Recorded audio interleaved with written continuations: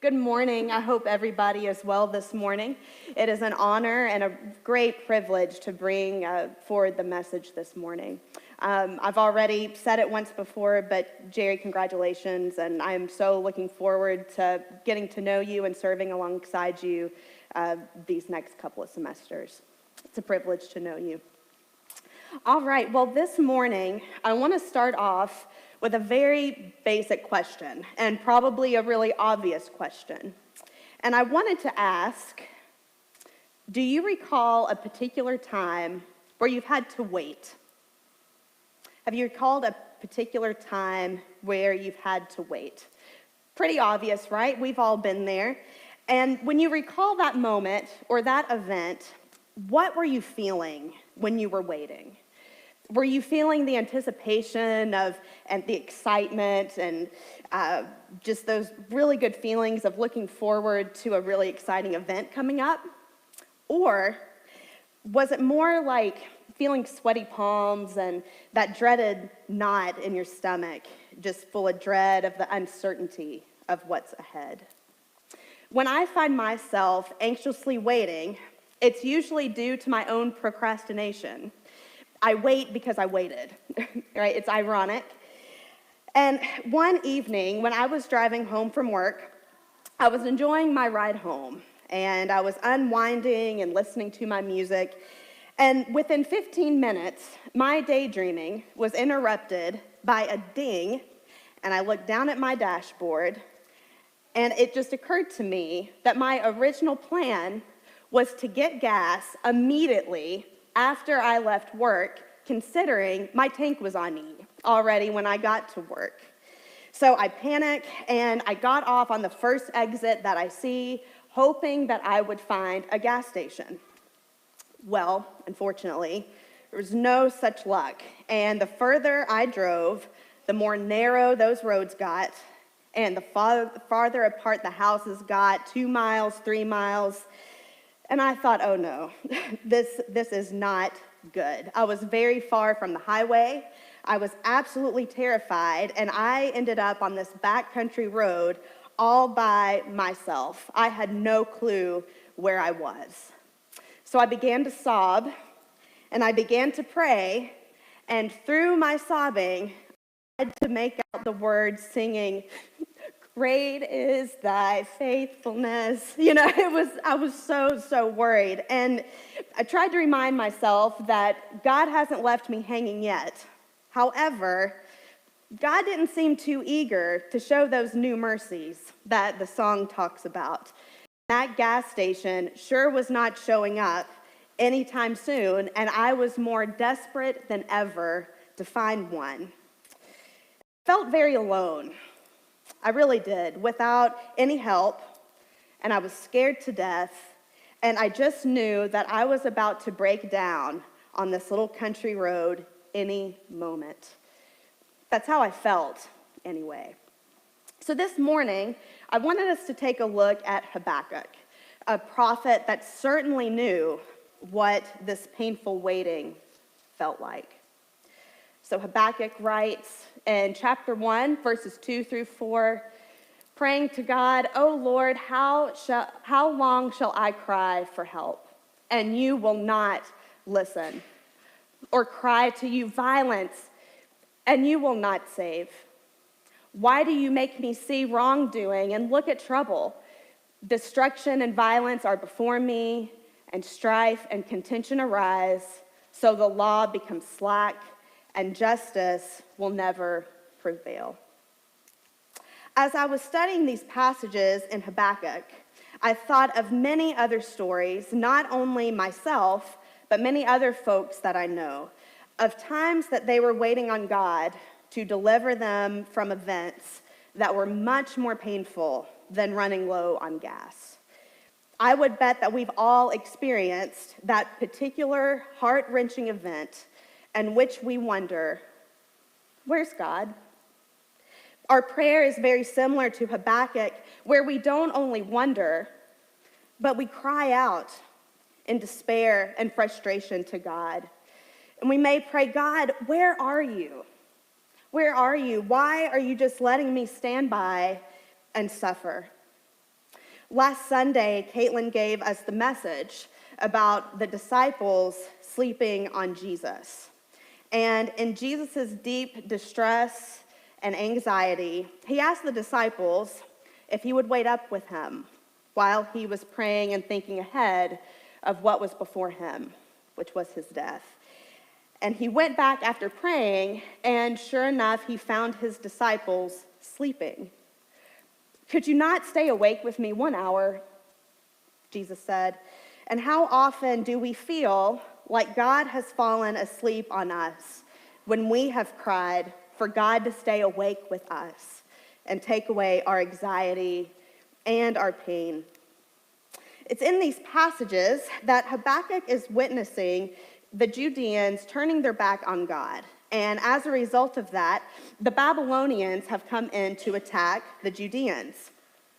This violence that Habakkuk is referring to is not the attack of the Babylonians, but it's the maltreatment of those who are living in poverty due to really corrupt Judean politics. It's such maltreatment and so unfair that Habakkuk refers to it as violence. These pious political leaders are taking advantage of those who are of lower class to gain wealth and more power. They're prideful and they're full of greed, and God even says their spirit is not right within them. Habakkuk cries out to God hopelessly, feeling that God is silent, that God's being a bystander, and not being too quick to take action, to make change or bring liberation for those without a voice in their society. You know, this type of maltreatment towards the least of these is pretty familiar today, right? I believe it is fair to say that God often seems to be absent to so many people, not only those who are witnessing others suffer, but those in their own suffering and their own oppression. Oppression can be experienced by many different ways. Oppression can be seen by those silenced in poverty, just like those in Judea. Oppression can be seen as those who do not have the same tools to achieve equal opportunities as others in our culture. It is the injustice that silences victims, blaming them for the immense pain that has been inflicted on them, and not believing them when they report it, to cry for help when that traumatic event has taken place. It is injustice that does not leave space around the table for those who are not able-bodied.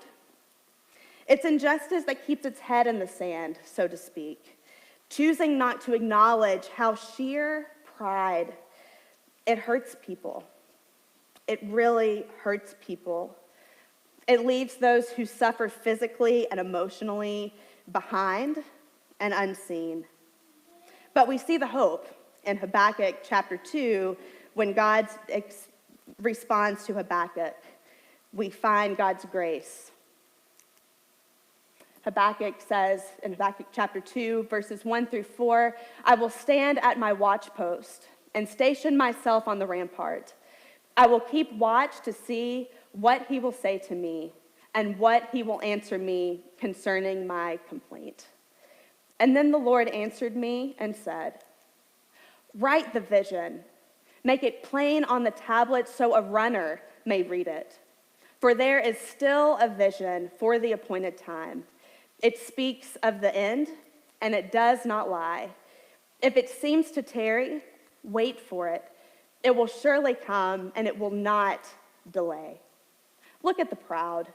Their spirit is not right in them, but the righteous will live by their faith."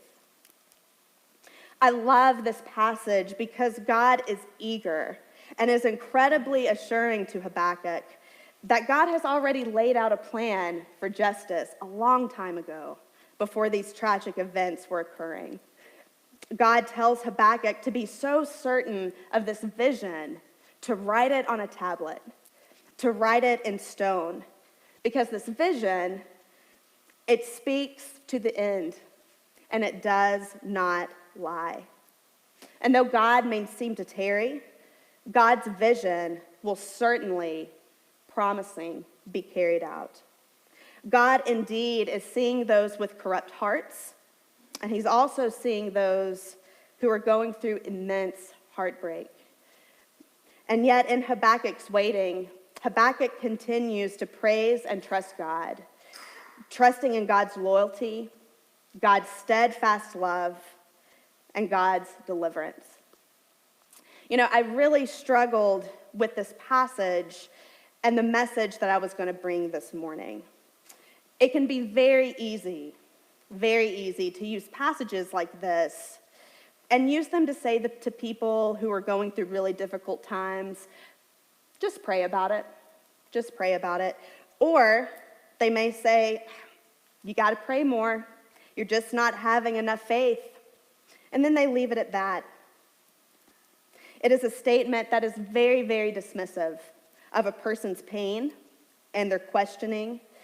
And it's a phrase that certainly does not answer someone's question when they are questioning their faith and God, when they are asking, why does God allow really bad things to happen to innocent people?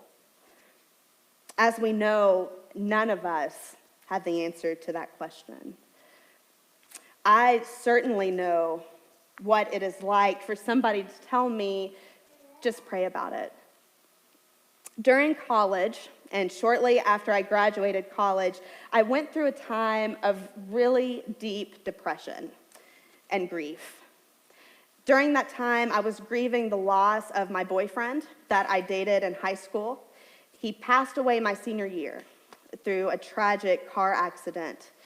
And I didn't receive very much closure with that at the time. And unfortunately, I didn't have a whole lot of support at that time, including my youth minister. I also did not realize during this time that I was battling undiagnosed symptoms of bipolar II disorder. For every single person that told me, just pray about it, I would get so frustrated and I wanted to yell, if you could be a fly on my bedroom wall and see me sob in prayer until 4 o'clock in the morning, literally crying out to God, don't tell me that I haven't been praying enough. It's my prayers that seem like they're hitting the ceiling and they're not going any farther than that.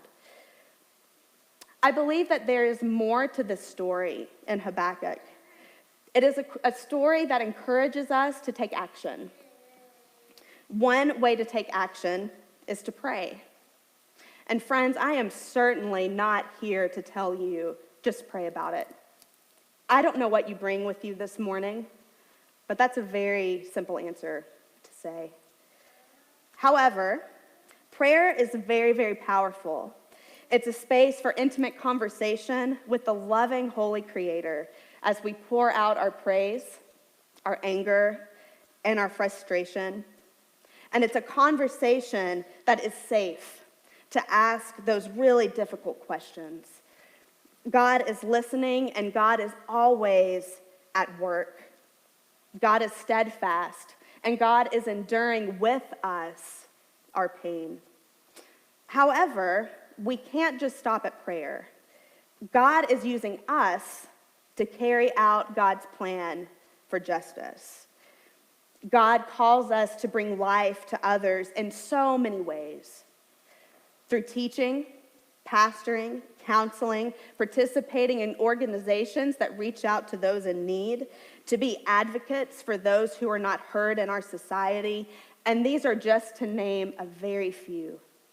And I encourage you to look at your heart and see, where is God calling you to? I wouldn't be here to tell my story this morning if it hadn't been for the people in my life during that dark time, if they didn't take action to answer their call.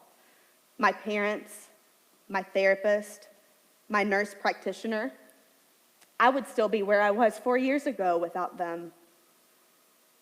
I would also like to add that taking action, it can be just listening, compassionately listening to one another, not for the sake of giving our opinions and our theologies just to be correct, but to be present with a person who is asking some really hard questions and who is dealing with some really difficult pain. This is how we grow with one another. This is how we learn from one another. Saint Teresa of Avila, in her poem entitled "Jesus Has Nobody But Yours," writes, "No hands, no feet on this earth but yours. Yours are the eyes with which he looks with compassion on this world." My question is, who are you? Are you the hands of Jesus? Are you the feet of Jesus? Are you his ears? Are you his eyes that Jesus looks compassionately through on to others?